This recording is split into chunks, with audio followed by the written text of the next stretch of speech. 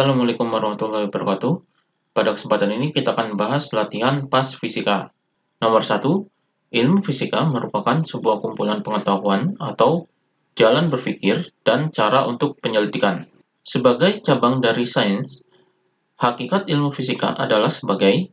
Jadi di sini hakikat ilmu fisika yaitu adalah kumpulan pengetahuan. Jadi ini yang pertama, kumpulan pengetahuan ini adalah merupakan di sini adalah produk. Jadi ini merupakan sebuah produk kumpulan pengetahuan. Kemudian jalan berpikir. Jadi jalan berpikir ini merupakan sikap. Jadi ini sikap. Kemudian cara untuk penyelidikan. Jadi cara untuk penyelidikan ini merupakan proses.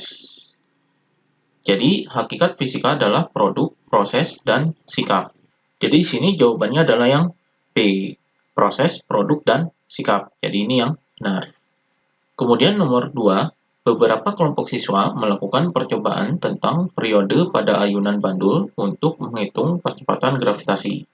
Grafik antara T kuadrat dengan L yang digunakan tidak membentuk garis lurus, sehingga nilai gravitasi tidak sesuai dengan teori.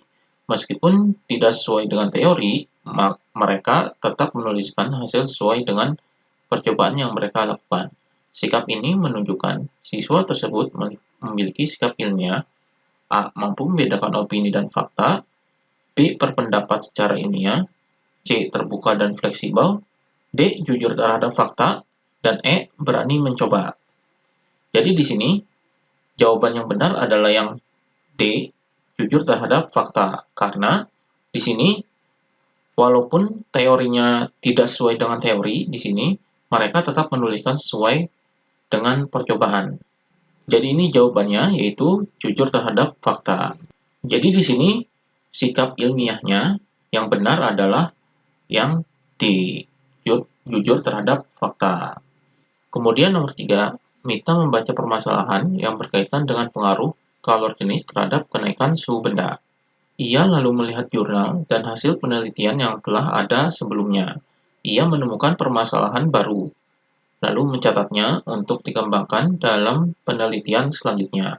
Kegiatan yang dilakukan Mita merupakan langkah metode ilmiah yang dinamakan A. Mengumpulkan informasi, B. Mengidentifikasi masalah, C. Mengambil kesimpulan, D. Merumuskan masalah, dan E. Menuliskan hipotesis.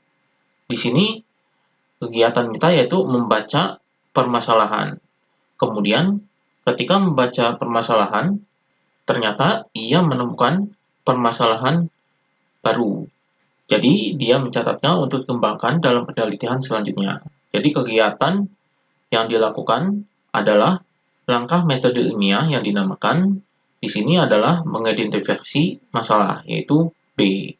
Karena di sini pada saat membaca permasalahan kemudian menemukan permasalahan baru, berarti ini adalah identifikasi masalah. Jadi jawaban yang benar adalah yang B. Kemudian nomor 4, di antara kelompok besaran di bawah ini yang hanya terdiri atas besaran turunan saja adalah di sini besaran terdiri dari besaran turunan dan besaran pokok. Jadi besaran pokok di sini terdiri dari 7 besaran, yaitu panjang, kemudian massa, kemudian waktu. Jadi panjang, massa, waktu, kemudian suhu, kemudian intensitas cahaya, kemudian kuat arus, dan jumlah zat. Jadi ini merupakan besaran pokok. Jadi 1, 2, 3, 4, 5, 6, 7. Jadi ada 7 besaran pokok. Jadi di sini pilihannya A. Kuat arus, massa, gaya. Jadi yang merupakan besaran pokok yaitu kuat arus, massa, dan gaya ini adalah besaran turunan. Kemudian di sini suhu, massa, kecepatan. Yang merupakan besaran pokok yaitu suhu, massa. Jadi kecepatan ini merupakan besaran turunan. Kemudian di sini waktu, momentum, kecepatan. Yang merupakan besaran pokok yaitu waktu. Kemudian di sini yang D, usaha, momentum, percepatan. Di sini merupakan besaran turunan semua. Jadi ini yang D, besaran turunan semuanya. Kemudian yang E, kecepatan, suhu, dan jumlah zat. Jadi di sini adalah besaran pokok, suhu, dan jumlah zat. Jadi yang D ini adalah besaran turunan. Besaran turunan ini adalah besaran yang diturunkan dari besaran pokok. Jadi jawabannya adalah yang D, yaitu usaha, momentum, dan percepatan. Kemudian nomor 5, hasil pengukuran dengan jangka sorong ditunjukkan sebagai berikut. Jadi ini gambarnya, hasil pengukurannya adalah di sini kita tuliskan jangka sorong ini terdiri dari skala utama. Ini skala utamanya adalah berapa, kemudian skala non-use. Jadi ada skala utama dan skala non-use-nya. Jadi kita tuliskan dulu di sini skala utamanya. Jadi skala utamanya ini adalah batasnya sampai 0 di sini. Jadi 0 di sini batasnya adalah sampai sini.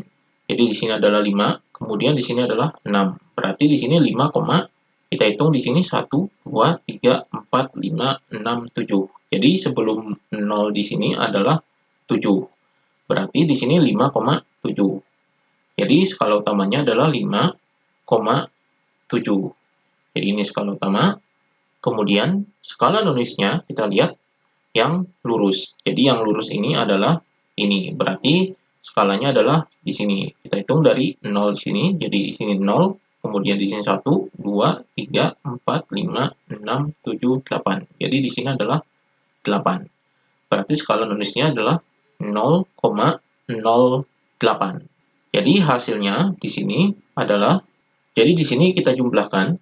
Jadi di sini adalah 5, kemudian di sini koma, kemudian di sini adalah 7, dan di sini adalah 8. Jadi ini hasilnya 5,78, satuannya adalah sentimeter. Jadi satuan dari jangka sorong ini adalah sentimeter. Jadi jawabannya adalah yang D, 5,78 cm.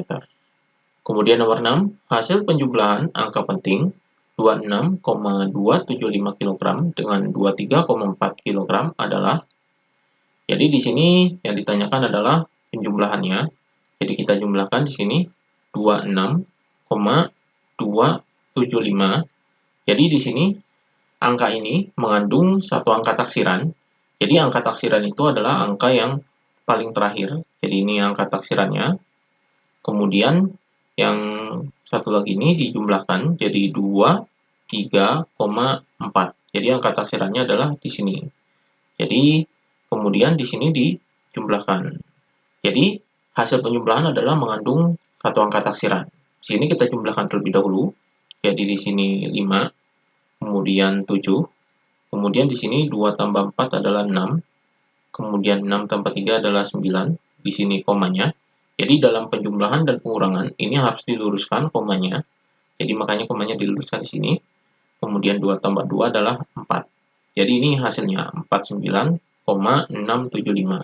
Angka taksirannya adalah ini, di sini, dan di sini. Jadi ini angka taksirannya. Karena menurut aturan angka penting harus mengandung satu angka taksiran, maka hasilnya adalah 49,6. Kita ambil 6-nya, karena di sini adalah 7, maka 6-nya ditambahkan 1, karena 7 ini adalah lebih dari 5. Jadi hasilnya di sini kita bulatkan, jadi 49,7. Jadi di sini 7 karena 6-nya tambah 1. Karena di sebelah 6 ini adalah 7, angka yang lebih besar dari 5. Jadi ini hasilnya 49,7 kg. Jadi jawabannya adalah yang D, 49,7 kg. Kemudian nomor 7, dimensi energi potensial EP sama dengan MGH adalah, jadi di sini yang dicari adalah dimensinya, yaitu EP sama dengan MGH. Jadi di sini kita cari satuannya terlebih dahulu. M-nya ini adalah massa, kemudian G-nya ini adalah percepatan, yaitu percepatan gravitasi, dan H-nya ini adalah ketinggian. Jadi satuan dari massa yaitu kilogram, kemudian satuan dari percepatan adalah meter per second kuadrat, kemudian satuan dari H yaitu meter. Jadi ini satuannya. Jadi di sini sama dengan dimensi dari satuan-satuan ini yaitu kilogram, yaitu M besar, kemudian ini adalah meter, dimensi dari meter adalah L, jadi di sini L per S ini adalah waktu, jadi dimensinya adalah T, jadi T kuadrat. Kemudian di sini M adalah meter, jadi dimensinya adalah L. Jadi jika dituliskan adalah seperti ini, jadi M, kemudian L dikali L adalah L kuadrat, jadi L kuadrat, kemudian T, karena T-nya dari bawah, berarti di sini pangkatnya adalah negatif, jadi min 2. Jadi dimensinya adalah M, kemudian L, jadi L-nya adalah pangkat 2, kemudian T, T-nya adalah pangkat min 2. Jadi ml kuadrat T min 2. Jadi jawabannya adalah yang D, ini dimensinya. Demikian pembahasan latihan PAS Fisika kelas 10.